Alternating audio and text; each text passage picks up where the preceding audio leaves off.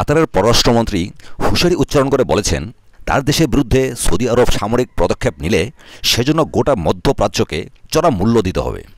অবরোধ আরোপকারীদের অন্যায় দাবির কাছে কাতার কখনোই মাথা নত করবে না বলেও তিনি সতর্ক করে দিয়েছেন। দৃশ্যত ইয়েমেনের বিরুদ্ধে সৌদি আরবের গত ২.৫ বছরের সামরিক আগ্রাসনের পরিপ্রেক্ষিতে তার দেশের বিরুদ্ধে সামরিক পদক্ষেপের আশঙ্কা ব্যক্ত করেন কাতারের পররাষ্ট্রমন্ত্রী। মোহাম্মদ আব্দুর রহমান আল-সানি ফ্রান্সের একটি টিভি চ্যানেলকে দেয়া সাক্ষাৎকারে আরও বলেন, শত্রুতা ও বিদ্বেষের মাধ্যমে কোনো সমস্যার সমাধান করা যায় না এবং তার দেশের সঙ্গে আরব দেশগুলোর চলমান সংকট সংলাপের মাধ্যমে নিষ্পত্তি করতে হবে। সৌদি আরব, বাহরাইন, সংযুক্ত আরব আমিরাত ও মিশর গত মাসের গোড়ার দিকে কাতারের সঙ্গে সম্পর্ক ছিন্ন করে এবং ওই মাসের শেষ দিকে দেশটির উপর কঠোর অবরোধ আরোপ করে। পরবর্তীতে অবরোধ তুলে নেওয়ার জন্য ওই ৪ দেশের পক্ষ থেকে দেয়া শর্ত সরাসরি প্রত্যাখ্যান করেছে দোহা।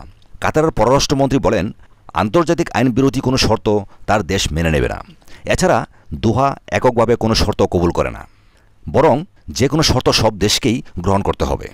কাতারের বিরুদ্ধে ৪ আরব দেশ সন্ত্রাসবাদের সমর্থন দেওয়ার যে অভিযোগ তুলেছে তা নাকচ করে দিয়ে আল-সানি বলেন, তার দেশ সবসময় সন্ত্রাসবাদের বিরুদ্ধে অবস্থান নিয়েছে।